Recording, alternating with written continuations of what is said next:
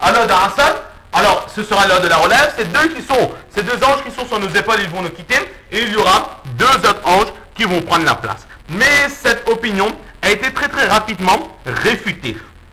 Et en apparence, il faut bien comprendre que les anges, les Karamin Katibin, qui sont sur nos épaules, eux, ils sont depuis notre naissance jusqu'à notre mort, ils seront là. Il n'y a pas de changement, il n'y a pas de roulement à leur sujet.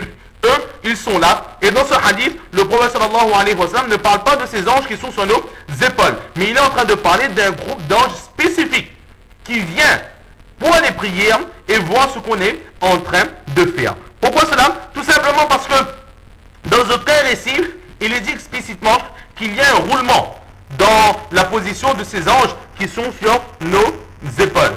Et aussi, la deuxième chose, c'est que si par exemple, c'était vraiment les anges qui étaient sur nos épaules, nous savons tous qu'au jour du Qiyamah, ils vont rendre compte de tout ce que nous avons fait. Les paroles que nous avons dites, les actions que nous avons faites. Ce n'est pas simplement les prières qui seront consignées qu'il a fait namaz, il n'a pas fait namaz, il est venu namaz, il n'est pas venu namaz. Ce n'est pas ça qui est consigné dans notre livre de compte, mais ce sont toutes nos paroles, toutes nos actions, tous nos gestes qui sont consignés. Et de ce hadith, nous voyons qu'Allah ne les pose qu'une seule question.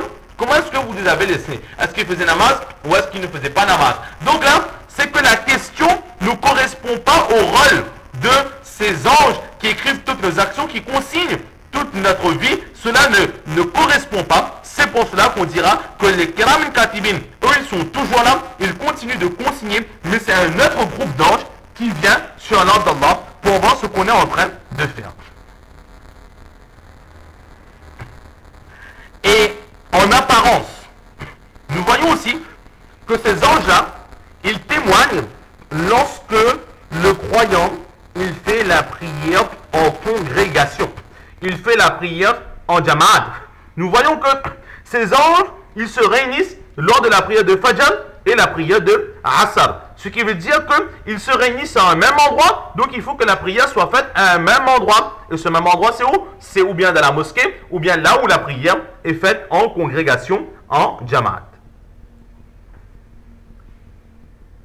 Mais il est possible aussi que ces anges vont à la recherche de toutes les personnes qui font la prière, même isolément. Par exemple, pour les femmes, elles qui sont à la maison, il est fort possible aussi que ces anges, ils viennent justement pour voir comment ces serviteurs d'Allah ont passé le temps. Est-ce qu'ils se sont levés pour la prière de Fajr et est-ce qu'ils ont accompli la prière de Asr, ou ils sont restés occupés, ils ont vaqué à d'autres occupations dans l'après-midi et dans la matinée. Donc, il y a les deux façons aussi d'analyser. Le hadith n'est pas explicite à tel point qu'on peut donner une réponse très très précise.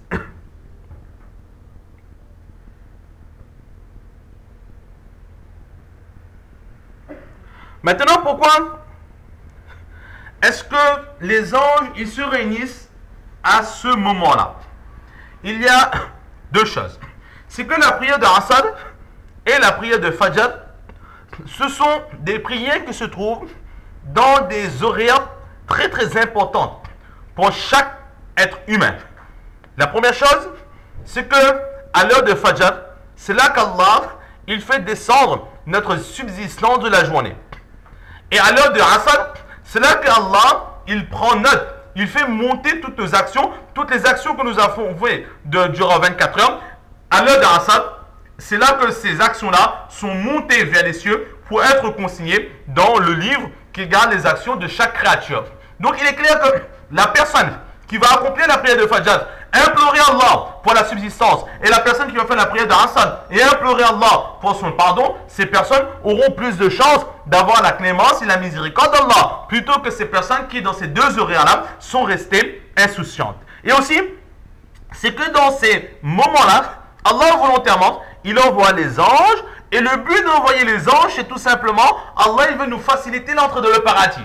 Donc il met volontairement d'autres témoins qui seront là pour témoigner pour nous au jour du Qiyamah que oh Allah, cette personne je l'ai vue de mes yeux, qui était en train de t'adorer, qui est en train de se soumettre à toi. Donc ce sont des témoignages en plus qu'Allah il est en train de nous donner.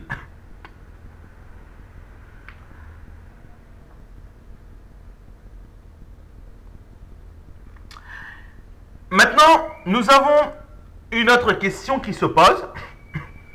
C'est que Allah subhanahu wa ta'ala, il dit, comment est-ce que vous les avez abandonnés, comment est-ce que vous les avez laissés? Et là, ils vont dire que nous les avons quittés alors qu'ils priaient, et nous sommes venus à eux alors qu'ils priaient. Mais les anges, ils ne vont pas mentionner ce que nous avons fait entre ces deux prières. Entre chaque prière, qu'est-ce que nous avons fait? Ou entre le moment où il est arrivé, l'ange au moment où il est arrivé, et au moment où il nous a quittés, nous avons fait d'autres actions. Mais ces actions-là ne sont pas mentionnées par les anges. Pourquoi cela? Alors là, la réponse, certaines personnes disent que peut-être que là, c'est un signe vraiment d'un autre hadith, où il est dit que lorsque nous avons fait une prière, et que nous faisons la prière qui va suivre, nous avons fait la prière de Fajr, et que nous allons faire la prière de Zohar, alors cette prière de Zohar va effacer toutes les prières, va effacer tous les péchés, toutes les fautes que nous aurons fait entre l'heure de Fajr et l'heure de Zohar. Lorsque nous allons faire la prière de Asr, alors cette prière-là va effacer tous les péchés que nous aurons fait entre Zohar et Asr. Et justement, nous avons très certainement fait beaucoup de péchés. Mais lorsque ce croyant, il sera assidu dans chaque prière, Allah va faire en sorte que l'ange, il oublie toutes les fautes et toutes les actions que nous avons commises, car Allah nous les aura pardonnées. Et la seule chose que cet ange se souviendra, ce seront les actes vertueux, c'est-à-dire la salat que nous étions en train d'accomplir. Là, c'est une très belle explication qui est donnée par certains muhaddithin. Certains savants de l'école hanafite ont donné comme enseignement qu'il est préférable de retarder le plus possible la prière de Asr. Pourquoi? De façon à ce que nous voyons que les anges, ils se réunissent pour la prière d'Asr et la prière de Fajr, et ensuite, ceux qui passent la nuit avec nous, ils remontent. Et dans d'autres récits, il est dit qu'à l'heure d'Asr aussi, il y a des anges qui remontent. Donc ces savants de l'école hanafite, ils disent qu'il est préférable de retarder la prière d'Asr au maximum.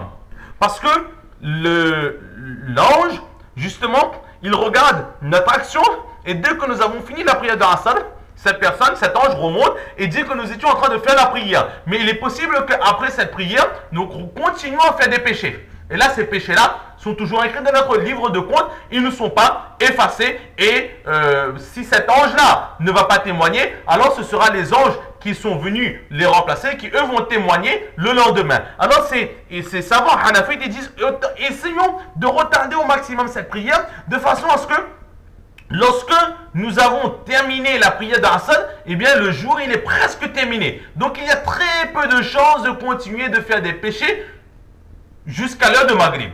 Là c'est leur enseignement et c'est leur conseil. Mais d'autres savants réfutent cela. Ils disent que cet enseignement est un peu exagéré. Car de un, retarder la prière d'Asr, trop retarder, cela nous fait entrer dans l'heure qui est makruh déconseillé. Et aussi, il n'est pas dit que l'ange, il remonte vers les cieux tout de suite après la prière d'Asr. Il est possible qu'il reste encore jusqu'à l'heure de Maghrib. Il est aussi possible que certains anges, eux, remontent dès que le croyant il a terminé de faire la prière, mais d'autres anges restent là pour voir et consigner nos actions. Donc là, cet enseignement qui est donné, c'est un enseignement qui est plus ou moins réfuté par les autres muhaddithin. Maintenant, dans ce hadith, le prophète sallallahu alayhi wa sallam, il dit qu'il n'y aura que les anges qui ont passé la nuit avec nous qui seront questionnés. En fait, on regarde, il y a un groupe d'anges qui descend à l'heure d'Asr. Et ce groupe d'anges-là, il va rester jusqu'à la prière de Fajr. Et à l'heure de Fajr, ils vont remonter. Et ensuite viendra à l'heure de Fajr un autre groupe d'anges qui va rester jusqu'à l'heure d'Asr. Et dans ce hadith, si on parle sur cette explication que nous avons donnée, alors nous voyons qu'il n'y a que les anges qui passent la nuit qui sont questionnés, et les anges qui restent avec nous le jour, eux ne sont pas questionnés. Pourquoi cette différence? Alors là, nous allons essayer d'expliquer cela. La première réponse qui est donnée, c'est que tout simplement dans ce hadith, c'est un hadith qui n'est pas expliqué dans son intégralité.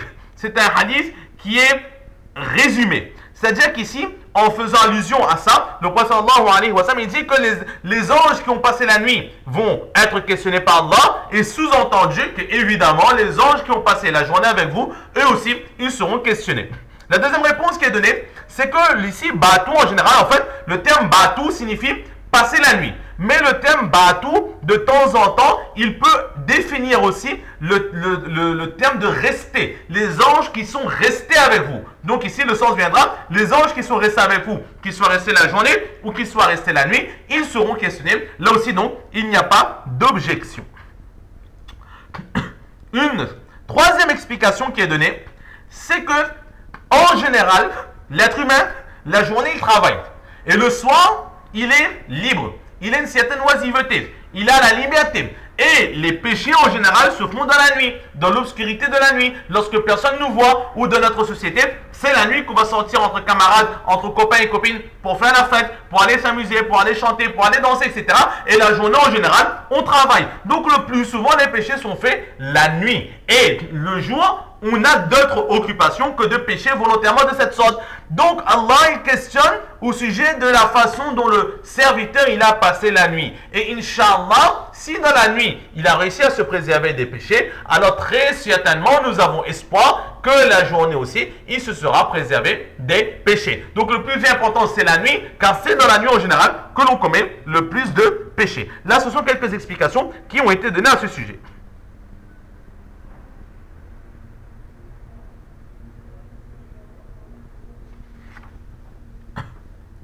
Ensuite, un autre point qu'il est bien de voir,